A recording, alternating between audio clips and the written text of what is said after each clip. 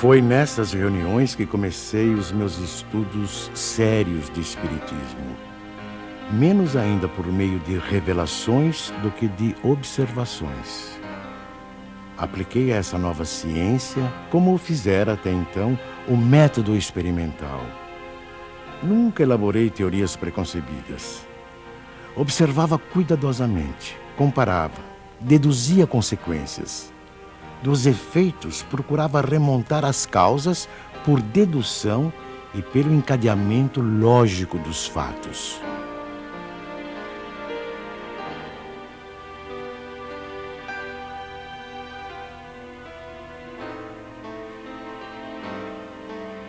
Um dos primeiros resultados que colhi das minhas observações foi que os espíritos, nada mais sendo do que a alma dos homens, não possuíam nem a plena sabedoria, nem a ciência integral. O saber de que dispunham se limitava ao grau que haviam alcançado de adiantamento.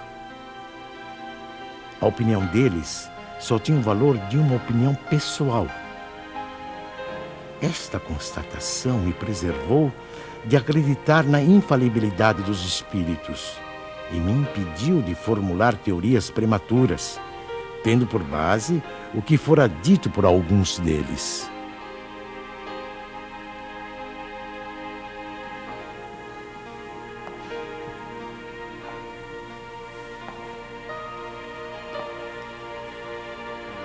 O simples fato da comunicação com os espíritos, dissessem eles o que dissessem, provaria a existência do mundo invisível ambiente. Já era um ponto essencial, um imenso campo aberto às nossas explorações.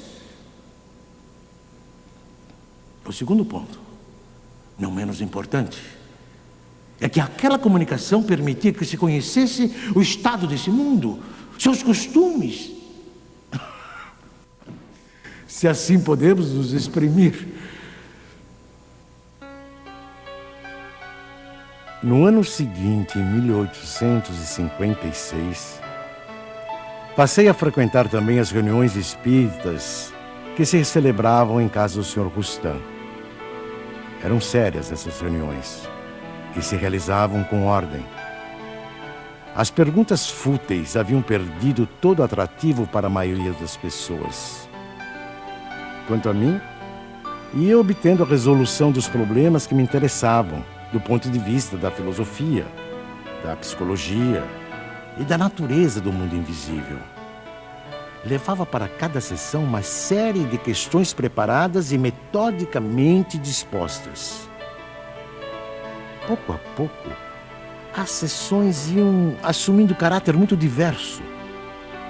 Entre os assistentes contavam-se físicos, matemáticos, estudiosos e cientistas das mais diferentes áreas do conhecimento humano.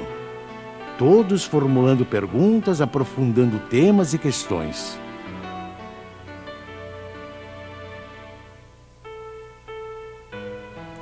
Mais tarde, quando vi que aquilo constituía um todo e ganhava as proporções de uma doutrina, tive a ideia de publicar os ensinos recebidos.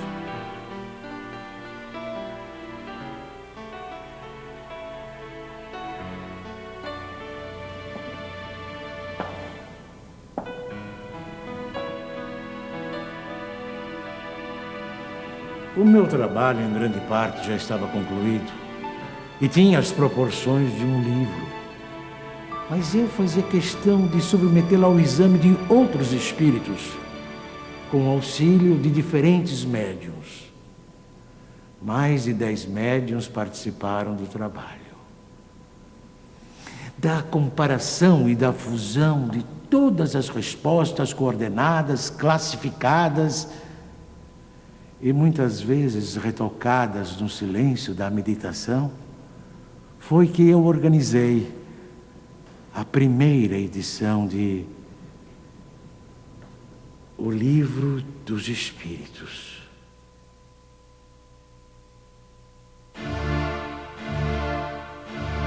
O Livro dos Espíritos foi elaborado através do diálogo, uma das formas mais livres e ricas da tradição filosófica. Hegel definiu a estrutura do diálogo em tese, antítese e síntese. Marx e Engels deram a ele um sentido materialista e revolucionário.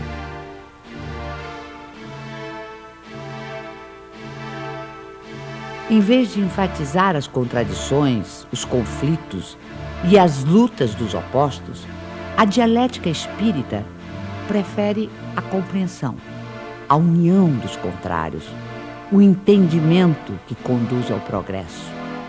Pela primeira vez surge uma comunicação como esta.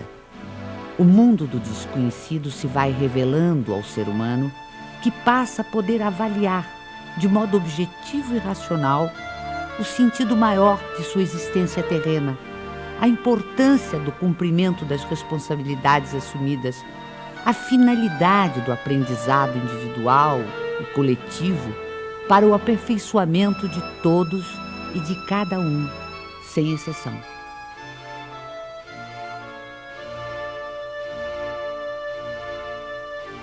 A fé inabalável é a que pode encarar frente a frente a razão, em todas as épocas da humanidade.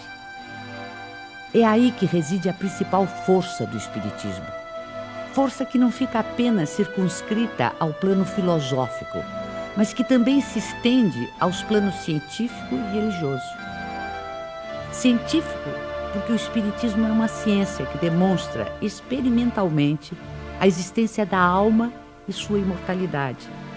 O diálogo ou intercâmbio mediúnico entre o mundo espiritual e o mundo corporal vem a abrir uma nova era nos estudos espirituais.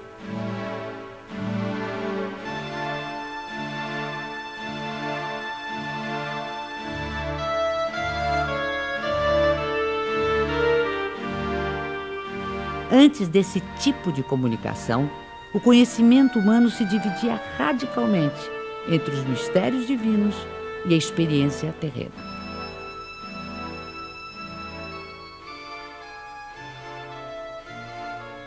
A dialética espírita modifica essa ordem de coisas, mostrando a possibilidade de tratarmos os temas espirituais através da mesma razão que aplicamos às questões materiais. Assim, o Livro dos Espíritos se apresenta como um marco definitivo. Antes dele, tínhamos o espiritualismo utópico. Com ele, e depois dele, dentro dos ensinamentos da doutrina, temos o espiritualismo científico.